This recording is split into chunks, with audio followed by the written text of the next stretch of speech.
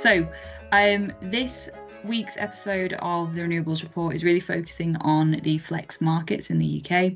The UK energy landscape has undergone a pretty significant transformation. We've seen a huge rise in renewable energy sources like wind and solar. It's brought so many benefits, but there's also been a lot of new challenges around balancing supply with demand. There's a lot of complexities around it, and this is where flexibility comes into play. So if you could just start by introducing yourself and telling me a bit about Flexitricity's background, going from being one of the first movers in the open market, aggregated demand side services for electricity and balancing, to becoming Britain's demand response leader. That would be great. Yeah, no problem. Thanks very much for having me. So I'm Andy Lowe. I'm the chief exec of Flexitricity. Flexitricity is 20 years old this year. We were founded in 2004 and went live with our first assets in 2008. Back then, large power stations dominated the market, and renewables growth was a thing, but it wasn't really happening yet. Coal, gas, and nuclear were, broadly speaking, where we got our power from, but decarbonisation, it was looking pretty certain. And we also knew that people wanted electricity on demand, but electricity is an event, it's not a commodity, it can't be stored unless you build that storage. So the system needed flexibility. That was a challenge which was essentially what the business was set up to address. How do you keep a decarbonising energy system which needs flexibility as efficient as possible when nearly all of the generators on it can't be flexible without losing efficiency? And the answer at the time was the customer, the company using the power. If we could work with the customer to be flexible with their assets and processes, then the thermal industry could be more efficient. The action would be lower cost in both carbon and economics than the alternative. And without impacting the day-to-day operations for the customer, we could deliver more money to them for being flexible. Clearly, the market's moved on a lot since then, but that is basically what demand-side response is in its rawest form. So we brought our first customers online, many of them who are still with us, and participated in short-term operating reserve and use of system cost avoidance services. We started delivering frequency response with behind-the-meter flexibility a little after that in 2012. And at that point, we took the business 24/7. So frequency response is a round-the-clock service, and we had committed to our customers that they would always have someone at the end of the phone and overseeing asset delivery. So there's been a human being overseeing our operations every minute of every day since then. Around the same time as that, we became pretty buried in electricity market reform to make sure that the types of flexibility we were bringing to the market were properly represented in the capacity market, and we were successful with this, and we've been in every CM auction since it started. And up until this point, we'd enjoyed strong organic growth across the portfolio. Then around 2016, and in the run-up to National Grid publishing their system needs and product strategy, we recognized that services available to us at the time were finite, both in terms of the volume required and indeed sort of how much longer they would actually be live services. And we knew that this meant that the value would inevitably reduce in those markets. Often when value from flexibility disappears from somewhere, it pops up somewhere else. And we believe the wholesale markets and the balancing mechanism, which is the tool National Grid used to balance supply and demand in real time, were clear areas where this value would be found. So we spent a year developing what we needed to become an electricity supplier. We secured our supply license in 2018. And later that year, we went live with our first supply customer, which is an energy centre connected to a private wire power network and a district heating scheme. At the end of that year, we went live with our first contracted batteries. And the year after that, we started optimizing gas peakers. We're a gas supplier as well. And since then, our portfolio and importantly, our capability has grown pretty exponentially. The systems, algorithms, and automation that you need to deliver at scale in this industry really is significant. I wouldn't ever be able to overstate that. We now have, comfortably over a gigawatt of flexibility contracted to our portfolio, and it's across hundreds of assets, close to 1,000 from a range of different sectors. We have humans in the loop 24/7, as I said, but you simply can't scale a business like this without, incredibly resilient systems, optimization tools, and automation. So now the portfolio is split roughly into thirds, not quite, but about thirds, with around a third energy storage, batteries, both standalone and co-located with renewables. About a third gas peakers, some of them are hybrid and co-located with storage too. And around a third is behind the meter flexibility or demand side response from, everything from cars plugged in on driveways right through to CHPs and large manufacturing and industrial processes. And we still flex these sites to generate value for the customer whilst delivering efficiency to the system, albeit the ways we're doing it have evolved, pretty materially since we started building the business 20 years ago. And we optimize across the full revenue stack, including wholesale markets, the BM, reserve services, frequency response, and services procured directly by distribution network operators. We firmly believe in the concept of revenue agility, which means, keeping all the assets agile and stacking suitable services to capture as much value as we can for our customers. Amazing. I didn't realize that gas peakers was still such a large part of the portfolio, but it's really great to hear about just how balanced and widespread it is. You did touch on this sort of earlier in what you were just saying there, but why do you think it's so wider access to the real-time balancing market? Yeah. So it is important to continue to create wider access, but it's also important to acknowledge how successful we and others in the market have been in achieving the breadth of market access we have already. So the narrative, I guess the narrative around large suppliers, being the only companies who have access to the real-time markets, and this essentially hindering the sector's growth because of the tendency for the core business of those companies diverting the focus they needed to actually bring dispatchable flexibility to the market. That narrative is still valid, but it's perhaps getting a bit more dated now. I certainly would have said that to you as we were launching our supply business back in 2018. In fact, I did say it to a lot of people, but we do have more market access now. Flexibility is on the system.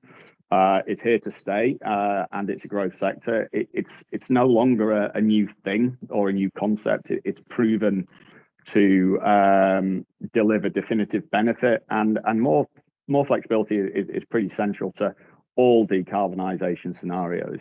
And it's also clear that the system operators are paying very close attention to the capabilities of companies like us, and recognising how much value we bring to them now and in the future. But we're not all the way there yet, and we need to continue to widen the access and very importantly, get the rules of engagement correct to facilitate maximum benefit, ideally at the cheapest possible cost to those system operators. Okay, that's amazing to hear. Tell me then a bit more specifically about Flexitricity's business, the different ways that any individuals, customers can access the balancing market through your energy supply or through Flexitricity's virtual lead party offering. Yeah, okay, no problem. So when we talk about the balancing market, there's the balancing mechanism, which is the tool that National Grid use in real time to balance supply and demand. And then there are balancing services or ancillary services, and these are sort of, often forward procured services for reserve and frequency response. And we provide access to all of them. But I'll focus on the balancing mechanism to start with. Okay. Licensed generators, electricity suppliers, and virtual lead parties or VLPs can access the balancing mechanism. If the licensed generators don't want to optimize their own assets, then suppliers and VLPs can provide market access to the BM on behalf of the licensed generators. And there are a series of market rules governing the intricacies of the different types of this market access. And your listeners will be pleased to hear that I'm not going to go into those. So Flexitricity is a supplier. We became a supplier to bring behind the meter flexibility directly into the BM. We're also the supplier to all of the merchant batteries and gas peakers, which we optimize. However, we are not the right electricity supplier for everyone, and we acknowledge that. We offer a pretty niche supply arrangement, which is great for some businesses, but it does have limitations for others. We don't offer fixed price tariffs, for example, which a lot of the I&C market wants, as they need to have an element of security on that cost line. Often their business really depends on having that security. Also, in relative terms, we're small without the investment grade balance sheet that some of the big industrial and commercial users in GB need from their energy supply before they can, consider contracting with them. Energy supply to supermarkets, for example, is a £1 billion industry. For us to try and get into this space, the access to capital we need to collateralize 2-year fixed prices would be huge.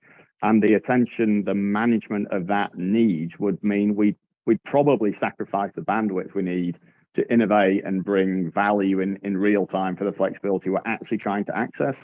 Much like many of the large suppliers have not been able to remain focused on developing and nurturing the agility that you need to make money for customers with those real-time opportunities, as I mentioned in my previous answer. But these customers are absolutely targets for us, just not as their supplier. Indeed, many of them are already customers. They often do have a lot of flexibility, sometimes more than they realize. And so we became a virtual lead party as well. And these users can appoint a VLP like Flexitricity to make their assets available in the BM without needing to rely on their electricity supplier to do this. So they can secure the energy supply contract they need, but they can appoint a VLP like us to provide the market access to the BM. So alongside other ancillary services, as the supplier, we can access wholesale markets and the BM. We've been doing this since 2018, and we were the first to do this with behind the meter assets. And as the VLP, we can access the BM, and we've been doing that since 2020. Again, we were the first to do it. Now, what's really exciting is that the breadth of market access afforded to VLPs is growing, and wholesale market access for VLPs is already approved and set for implementation by the end of this year. So we will be able to bring behind the meter flexibility into the wholesale markets as well as the BM without being the supplier to the site. So this is it's a huge milestone for the industry and its recognition of how far the market has come in recent years. It's also a huge opportunity. So, EV drivers, domestic heating and energy storage, district heating, renewables, community energy projects, industrial and commercial flexibility like refrigeration, HVAC, lighting will all be able to gain wholesale market access through a VLP. And we've been working for a couple of years now on some pretty exciting innovations to how we scale our platform in this space, which we're very much looking forward to launching over the next 6 to 12 months. Absolutely. No, it sounds like definitely something that we should be keeping an eye out, as you say, over the next sort of half a year, 1 year out, just seeing how that grows. I mean, whilst we're on the topic of obviously the balancing mechanism, what would you say has been the result of the recent launch of the balancing reserve? What effects have you seen from that? Okay, so balancing reserve is new, as you say. It launched in March this year.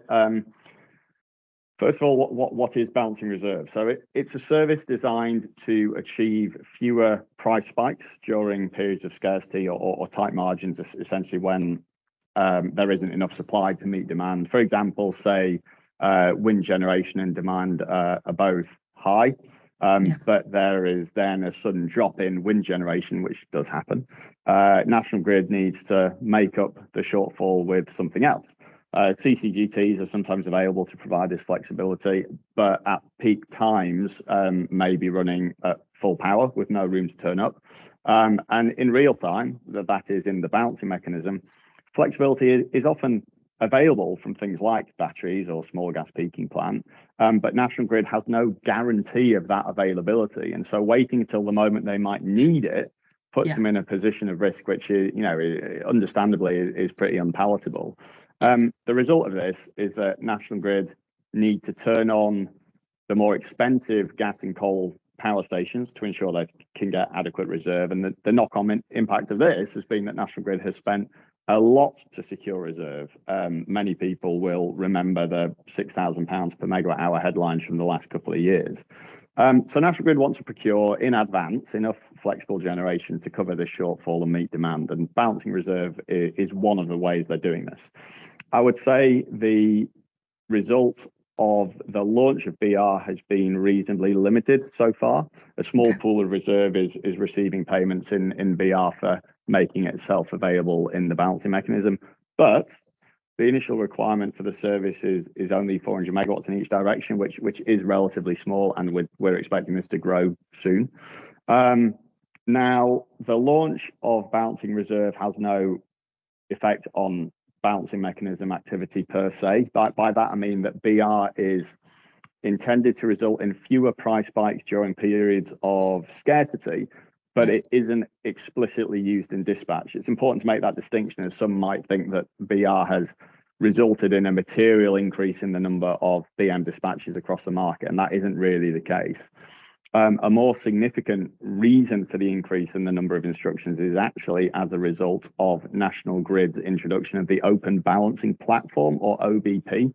This was launched in December and has created an increase in BM activity for small plant and batteries by helping National Grid make efficient dispatch decisions, but basically without being affected by the manual workload associated with the older BM systems. They now have a bulk dispatch tool that can issue hundreds of instructions at the press of a button. The number of instructions has shot up from a daily average in the low hundreds for much of 2023 to some days where over 2,000 instructions are issued to these asset classes. So it's great progress, and we expect to see more opportunity as OBP continues to evolve. With National Grid, being quite open about their ultimate ambition that OBP will replace all the legacy BM and ancillary services dispatch decisions by 2027. So it feels a long way away, but in this market, it's not very far away. That's really impressive actually, and a huge goal. I think that more people should be aware of that's something that they are promoting. I mean, looking ahead towards the future, what would you say your thoughts are on the future of the market and Flexitricity's growth? What can we expect to see there? It's a good question. Few people, including me, like making bold predictions about specific future market aspects. There's a general tendency to wrap lots of things into quite a broad answer that comments on the different routes as opposed to the exact destination. So I hope you'll forgive me for reverting to form here. It's certainly the case that the GB market is in a state of transition at the moment, with new services, market access, and market rules being introduced to facilitate flexibility on the system. And companies like us, now having the capability to bring this to market at scale. We're seeing this already and are very encouraged by it. And we're also starting to get more information about what the future might look like. So REMA, which is the review of electricity market arrangements, it's in its consultation phase at the moment, but it's really looking to address long-standing inefficiencies, I guess, in the GB energy market design. The consultation, which just recently closed, it contains a lot of really significant detail that will have pretty far-reaching implications over the next decade. A big positive included in it is a commitment to increase the pace of renewable generation deployment, with the foundation of net zero being obviously in the ability to generate large volumes of green electricity, and a recognition that if organized well, wind and solar are capable of decarbonising a lot of the economy. But the organisation of it is critical. A lot of has been done here, but the questions which government is still wrestling with are basically about how to most efficiently get green power from where it is generated to where it can be used. These are still, very reasonable questions, and a reflection of the fact that there are going to be more challenges, as you said, and questions to address. But I'm pleased to say that flexibility is well recognised as a critical facilitator of decarbonisation, and will it will form part of the answer to all of them, sometimes the entire answer. And this doesn't just mean more of the same. It means new types of flexibility on the system, and it also means scale in a way that people haven't experienced before. And Flexitricity is certainly preparing for that. Amazing. So we've got a lot to look forward to there. A lot of hopefully new big developments coming through. Thank you again so much for joining me on this. Yeah. Any final thoughts that you want to leave us with before we sign off today? No, thank you very much for having me on. I think this is a fast-moving sector. I think the change that we've seen over the last 2 or 3 years has been significant, and we're certainly looking forward to working with our peers in the industry to sort of continue our bit to facilitate the net zero transition. Amazing. All right, well, we'll leave it there. Thank you so much again for joining. Thank you for having me.